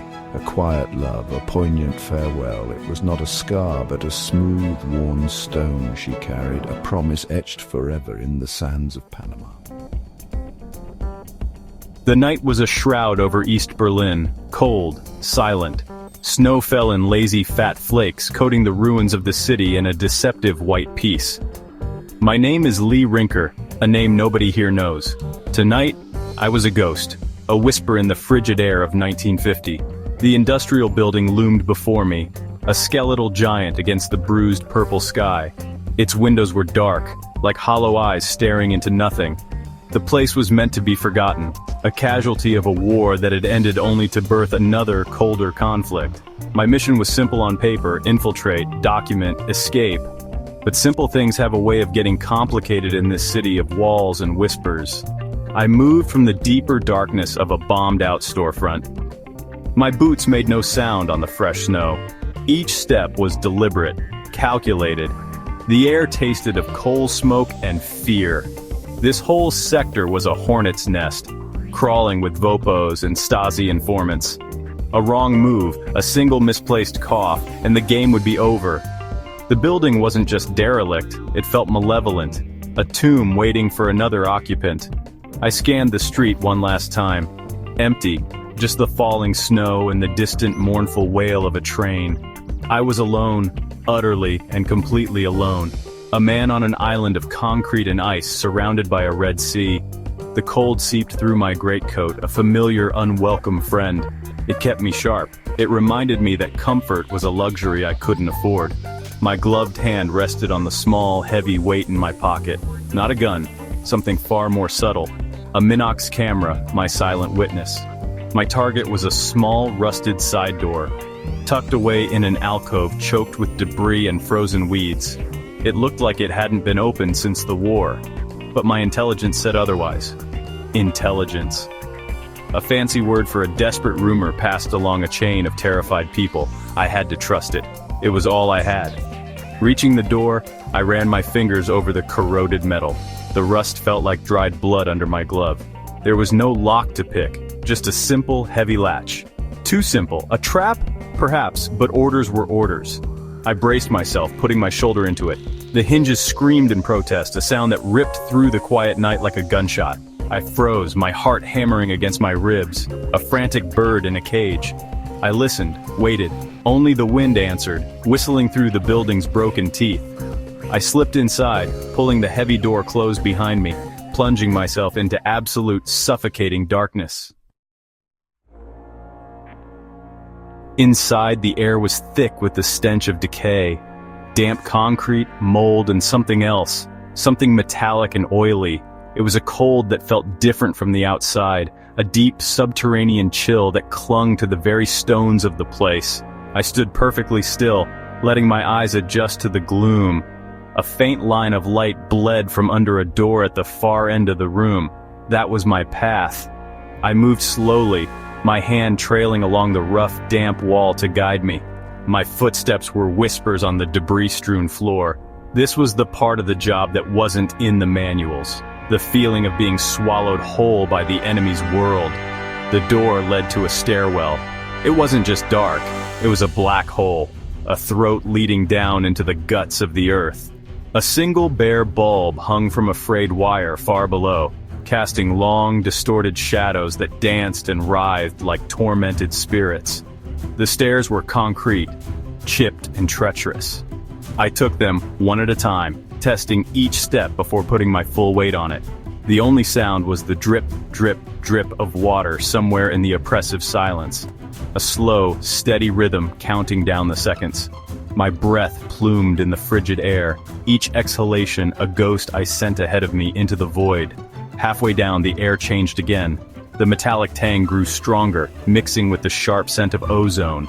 It was the smell of power, of machinery. This wasn't some forgotten cellar. This was active, alive. My hand instinctively went to the camera in my coat. The silence was alive. This place had a pulse, a low, barely audible hum that vibrated up through the soles of my shoes. It was the sound of a sleeping giant, and I was creeping into its lair. I felt a prickle of sweat on my neck, cold despite the freezing air. The quiet hum was more unnerving than any shout. It spoke of secrets, of purpose. At the bottom of the stairs, a heavy steel door stood ajar. The dim light spilled out from it, painting a sickly yellow rectangle on the damp floor. The hum was louder here. I peered through the gap. A long, sterile corridor stretched out before me, lit by flickering fluorescent tubes. It was a world away from the crumbling ruin above. This was the real facility, the beast itself. I slipped through the opening, my heart a cold, hard knot in my chest. The door clicked softly shut behind me. There was no turning back now. I was in. The descent was over. Now, the real work began. The corridor was long and sterile, a cathedral of cold, hard purpose. Doors lined one wall, each with a small, grimy window. I moved along it, a shadow in a world of pale green walls and flickering lights. I passed empty workstations, metal benches littered with tools and schematics left in a hurry. It was like a workshop for ghosts. Crates were stacked against the walls, stenciled with the red star and Cyrillic script of the Soviet Union, CCCP. The letters seemed to glow in the gloom. I raised the Minox, the tiny click of its shutter sounding like a thunderclap in my own ears. Click, a crate manifest. Click, a row of strange-looking vacuum tubes. I continued deeper, the low hum growing into a steady, vibrating thrum. It was a constant presence, a reminder of the unseen power churning at the heart of this place. I passed a small office. Inside, a half-empty glass of tea sat on a desk, a dark ring staining the papers beneath it. It was a small, human detail in this monument to inhuman ambition. It made the place feel even more sinister. The men who worked here were not monsters. They were just men, and that was the most terrifying thing of all. They drank tea, then went back to their work, building the end of the world, piece by piece. Further down, I came to a heavy lead-lined door. A stark, black symbol was painted on it, a terrifying three-bladed fan. Below it, in Russian and German, a single word, Radiatia, radiation. My blood ran cold. The unseen threat, the silent killer. Whatever was behind that door was the reason for this facility's existence. I didn't need to open it. Just its presence was enough. I took a photo, the image a stark confirmation of our worst fears. The Soviets weren't just experimenting. They were building. The hum seemed to seep into my bones now, a vibration of pure, unadulterated menace. I moved past the lead door, my pace quickening. My objective was a planning room, mentioned in the brief. I found it at the end of the hall. The door was unlocked. Inside, the sight stopped me cold. One entire wall was covered in corkboard, and pinned to it were dozens of blueprints. Complex, detailed schematics of gears, lenses, and firing mechanisms. And at the center of it all, a large, terrifyingly elegant cross-section of a sphere, an implosion device, the core of an atomic bomb. "My God," I whispered, the words lost in the hum of the facility. "They've done it. They've actually done it." My hands worked with a frantic, desperate precision. The Minox camera became an extension of my will. Click, click, click. I photographed every inch of that wall, every equation, every spidery line of Cyrillic notation. These papers were more than just blueprints. They were a death sentence for millions. A new balance of terror being drawn up in a damp Berlin basement. The fate of the world was pinned to a corkboard. I knew I couldn't just leave with photographs. I needed something tangible. Proof that couldn't be dismissed as a forgery. My eyes scanned the room, landing on a stack of documents on a nearby table. calculation notes, yield projections. I slipped off a glove, my bare fingers tracing the rough paper. I pocketed a sheaf of the most critical-looking pages, folding them carefully and tucking them into an inside pocket of my coat. They felt heavy, impossibly heavy, weighted with the lives they represented. Every second I spent in this room increased my chances of being discovered. I had what I came for. It was time to go, time to vanish back into the night. My job was done. Now, I just had to live long enough to deliver the package. But this place didn't want to let me go. It had a gravity all its own. Then I heard it. A sound that wasn't the hum, wasn't the drip of water. A sharp metallic clang from the corridor behind me. A drop tool? A closing locker? It was impossible to know, but it was definitive. It was human. I wasn't alone anymore. My blood turned to ice. I held my breath, every muscle in my body screaming at me to run. Silence followed. A heavy, expectant silence that was far worse than the noise itself. They were listening, hunting. I had to move, not back the way I came. Towards the emergency exit, shown on a fire plan near the door. A gamble. My only gamble. I slipped out of the room, turning away from the main corridor and hurrying down a narrow service passage. My heart was a drum, beating a frantic retreat. Behind me, I heard the heavy tread of boots, shouted words in Russian. They knew. The hunt was on. I burst through a final door and up a short flight of steps, shoving a crash bar with all my might. The door flew open and the cold night air hit me like a physical blow. I was out, back in the snow-dusted alley.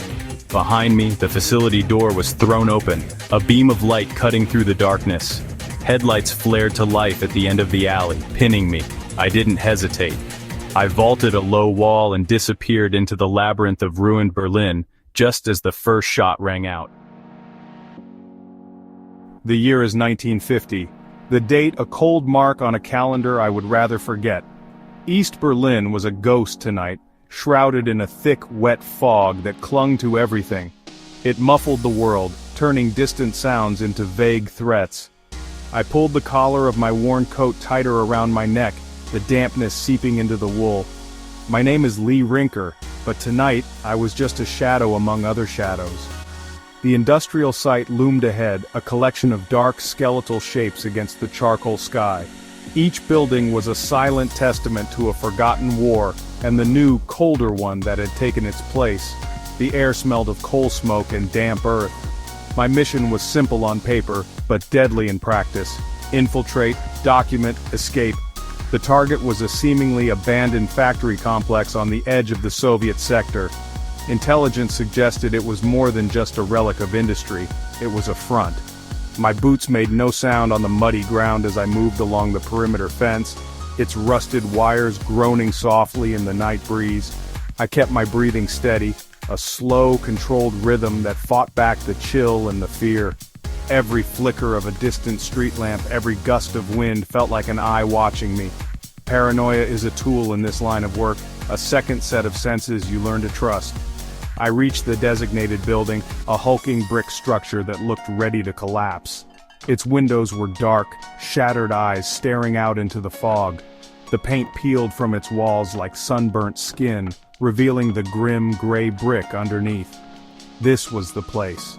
The brief said it was used for storage, but the low, almost imperceptible hum vibrating through the ground told a different story. This was not a place for storing spare parts or forgotten machinery. It was alive. It had a pulse. My hand instinctively went to the small, cold weight of the camera hidden in my pocket, its presence a small comfort in this sprawling concrete graveyard. The plan called for a side entrance, a detail gleaned from a contact who was now likely dead or in a gulag. I found it exactly where he said it would be, a narrow steel door, painted over in a futile attempt to hide the rust bleeding through. It was tucked away in an alcove, shielded from the main yard. I knelt, my fingers tracing the outline of the lock. It was old, a simple tumbler mechanism. From my sleeve I slid out the skeleton key. It felt foreign and ancient in my gloved hand. The cold metal bit into my palm as I prepared to turn the key, every nerve screaming that this was the point of no return. The key slid into the lock with a gritty protest. I applied gentle, steady pressure, feeling the pins inside the mechanism. There was a soft click, a sound that seemed impossibly loud in the oppressive silence. The door groaned open on its hinges, a low, mournful sound that echoed the weariness of this place. A wave of stale, cold air washed over me, carrying the scent of decay and oil. I slipped inside, pulling the heavy door closed behind me until it latched with another dull thud. Now I was truly inside. Darkness enveloped me completely, a thick, suffocating blanket that was colder than the fog outside. My eyes slowly adjusted, discerning faint shapes in the gloom. I was in a small maintenance corridor.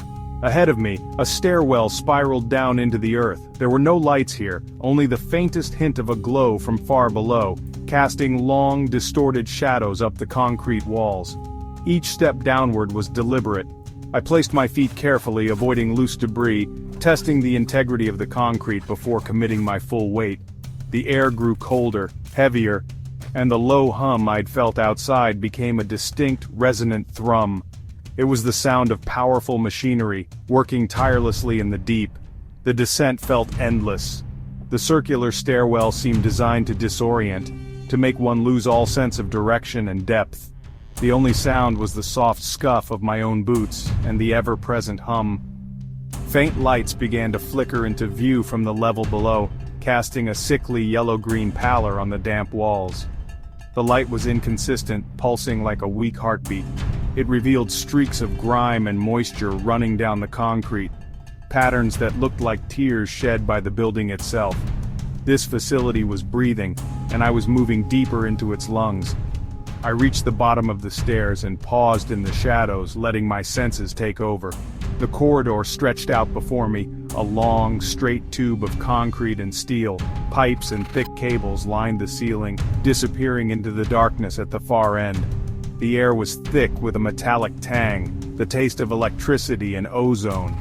The flickering lights cast my shadow as a grotesque, elongated figure that danced and swayed with every pulse of energy.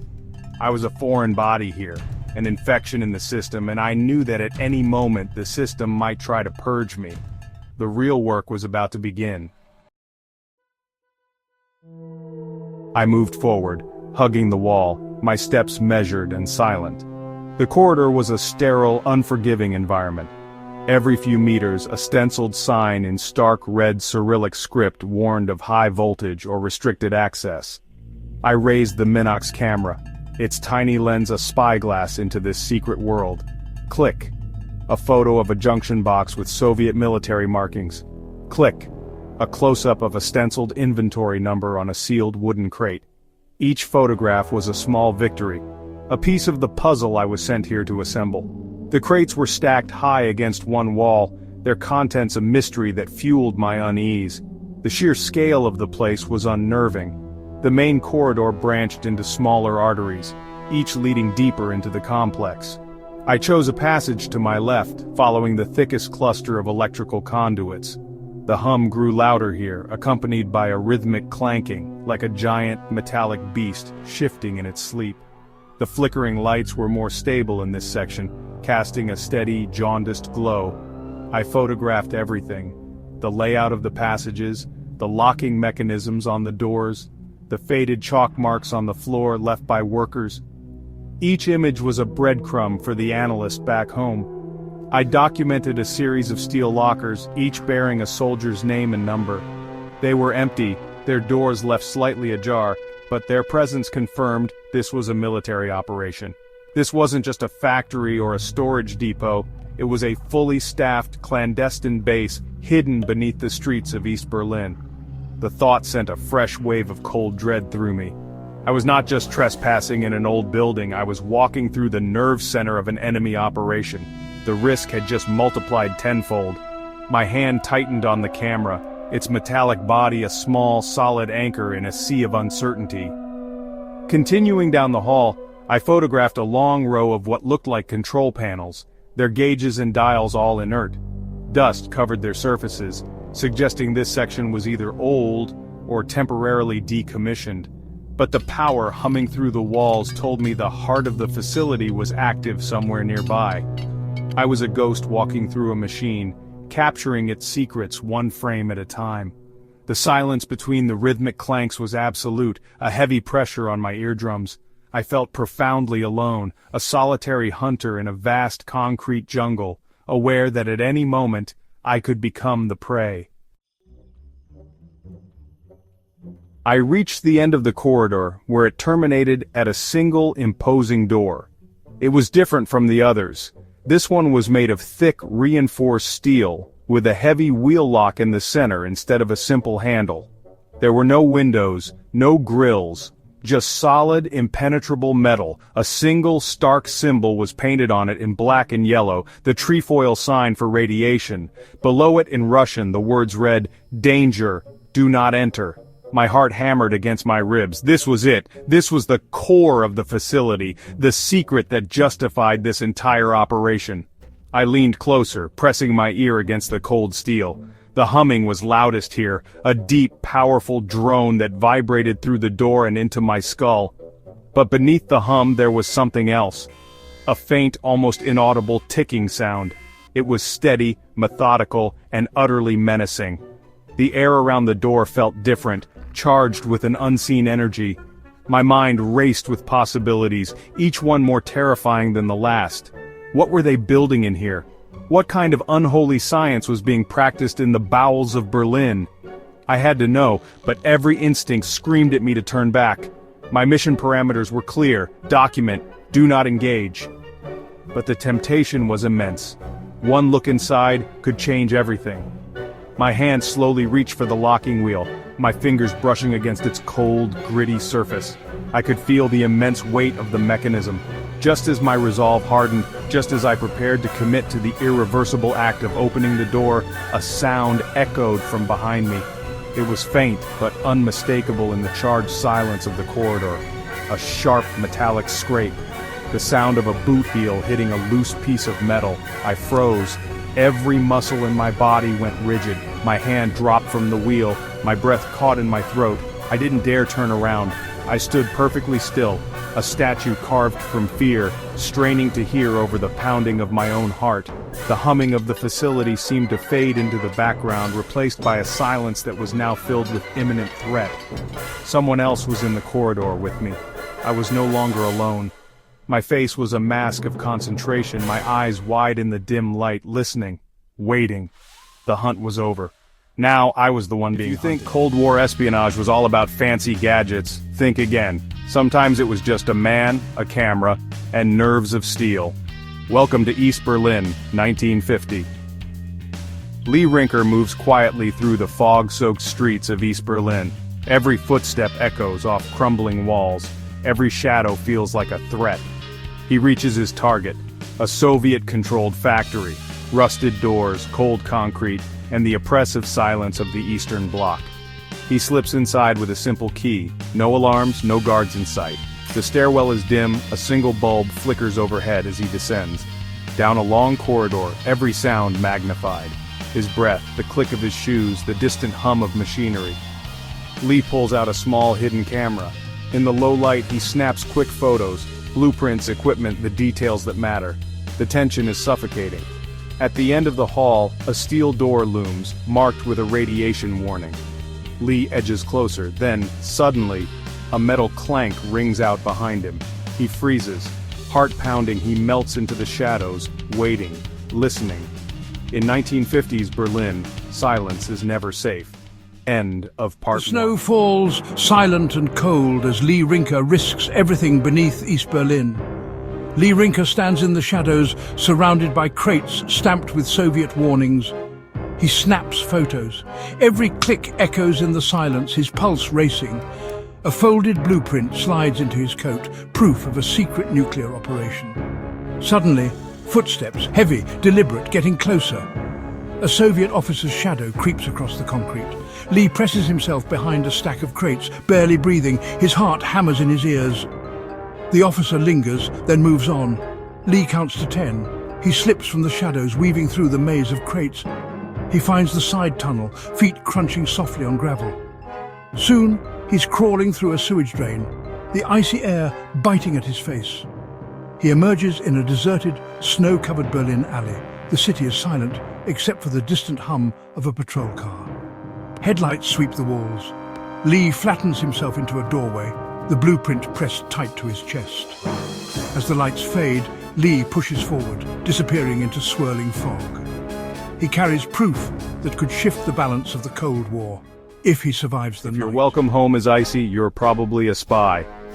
If your allies greet you with suspicion, the real danger may be just beginning. For Lee Rinker, no one is above suspicion. The door shuts with a hollow thud. Lee Rinker stands in the sterile light, the smell of old paper and burned coffee lingering. 3 figures sit across a steel table, faces unreadable, eyes calculating. A tape recorder spins to life with a click. "Where did you get these documents, Mr. Rinker?" The interrogator's voice is clipped, no hint of welcome, only accusation. Lee meets their gaze, steady. He draws the schematics from his coat, placing them on the table with quiet precision. "The world needs to know what they're building," he replies, his voice low, measured. "You sent me to find proof. I found it." A beat of silence. One officer shifts, uncomfortable, the others trade glances, calculation, uncertainty, distrust lingering in the air. "Are you aware of the diplomatic consequences of this breach?" The interrogator presses, tone colder than the Berlin streets Lee fled. Lee's jaw tightens, but he says nothing more. The tape recorder stops. "We'll be in touch. In the shadows of the Cold War there are no heroes, only survivors." The evening air is soft and warm, carrying the distant call of birds across the garden.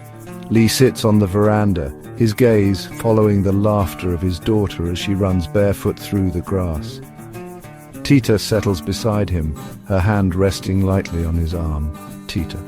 She has your strength, but she still smiles like mine. Lee, I hope this would be enough, just quiet, for a little while. For a moment the world is still. Then a sharp knock at the door breaks the calm. Lee rises, his heart tightening, and opens the door to find a man in a dark suit. Without a word, the man hands Lee a sealed envelope and disappears into the dusk. Lee turns the envelope over in his hands, feeling the weight of old memories. He breaks the seal, inside a single message. "We need you again." He closes the door slowly, the evening light slipping away. Lee stands in the quiet, watching his daughter and Tita silhouetted against the fading sun, knowing peace has slipped from his grasp once more. Credits written by your name, narration by voice. Not every war is fought with guns. Sometimes it's a briefcase and a heartbeat. Lee Rinker moves through the crowd, tailored suit flawless, American flag pin gleaming. His face is calm, but inside, every moment counts. Under his coat, metal canisters press cold against his ribs, in his briefcase sealed documents. He glides past customs. Officers eye him, a flicker of suspicion, but the diplomat's shield is ironclad. They wave him through. Trains rattle, planes roar, Rinker's eyes never rest. Every checkpoint is a risk, every step a gamble. Finally, he enters a quiet building. The tension never leaves his shoulders. Waiting in the silence is Einstein, eyes heavy with worry. Einstein. "Have you been handling the uranium directly?" Lee. "Only long enough to keep it safe." Einstein. "You've already absorbed too much. Even Oppenheimer hasn't taken this much exposure." A beat. Lee's grip tightens on the briefcase. If this is what it takes to finish the job, so be it. As the war rages, heroes wear suits, not uniforms. And sometimes the fate of nations fits inside a briefcase. I sit across from Einstein in his study. The room's quiet, except for the faint click of a Geiger counter on the desk. Chalkboard walls filled with equations surround us, reminders of the weight of what we've done. Einstein looks at me. His eyes are tired. "I'm afraid I have bad news, Mr. Rinker. You've exceeded safe radiation levels." A chill runs through me, sharper than the winter outside. I try to keep my voice steady. "How bad is it?" He sighs. "Even Oppenheimer never took this much. If you continue, it will kill you." I stare at my hands. The skin looks the same, but I can't feel anything. Not really. Quietly, I answer, "Then I'll stop, after one more delivery." Einstein doesn't argue. He just nods, slow and heavy, as if he already knows what it means to carry a burden like this. I stand up, fold my coat, adjust my tie. A simple habit, but it feels like armor for whatever comes next. The air outside bites at my face as I step out into the cold. I'm not sure how many tomorrows I have left, but the mission isn't done. Not yet. Are you haunted by stories that end in silence? Lee Rinker's is one of them. A man, a mission, and then nothing. It's 1945. A cold night on a military airfield. Lee Rinker boards a cargo plane, just a single duffel bag, collar turned up against the chill. The only witnesses, fog drifting across the runway, and the silent promise of a classified mission. Passports stamped with diplomatic seals, shadowy meetings in quiet, dim-lit rooms, glimpses of briefcases, coded documents, foreign cityscapes flickering past train windows. Every step Lee takes, the world grows quieter. Weeks later, a hotel room empty, a coffee cup still warm, a jacket neatly folded over a chair, but Lee Rinker himself? Gone. His paper trail ends. The phone never rings, no medal, no burial, just a ripple, and a silence that stretches for decades. Lee Rinker was never officially heard from again. A name lost to history, a man swallowed by secrets. So, what really happened on that last mission? The truth is locked away somewhere between the shadows and the sunrise. And maybe that's where he wanted it to stay. I'm sitting here surrounded by fragments of a life I never truly knew. Old photographs worn at the edges, documents stamped classified, an American passport, yellowed with age. There's a picture of Lee Rinker in uniform, a face I recognize only from faded stories, a newspaper clipping, headlines screaming about the war. And this letter, the one nobody ever talked about. They never told me what happened to him, only that he was important, that he went away, and never came back. I see flashes, Lee toasting in the brewery with friends before the world changed. Him slipping through dark alleys, evading the Nazis. Shaking hands with the Allies, his eyes tired but proud. Delivering the uranium, his expression unreadable. And then, vanishing, just like the stories said. I place the final piece, a photograph of Lee and Tita, smiling in a moment of peace, into the folder. I close it, hands trembling. Now I understand, and I had to tell the story. I slide the file into a drawer marked, "The Ripples of War." Fade to black.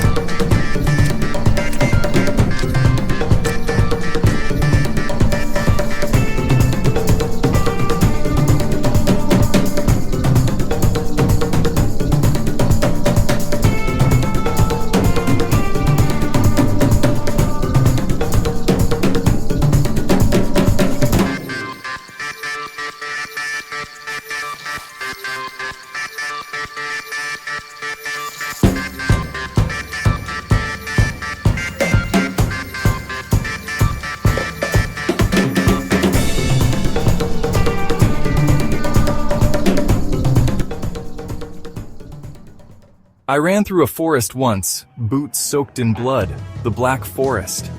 That was the day I stopped being a brewer's son and became a ghost with a mission. They called me diplomat, smuggler, hero, but no one really knew. Not even Tita, not even the girl. I shook Einstein's hand. He looked me in the eyes and said I'd taken too much. I told him I could take a little more. The choices. My God, the choices. When to lie, when to disappear, when to walk away from my name. But we did it. We beat them. We got back at the bastards who tore our world in half. If this is the price, if it ends here, then I accept it. Tell them I fought in the shadows so they could live in the light. For most of my life, my grandfather was a ghost. Just a name, a few faded photographs, no grave, no real goodbye.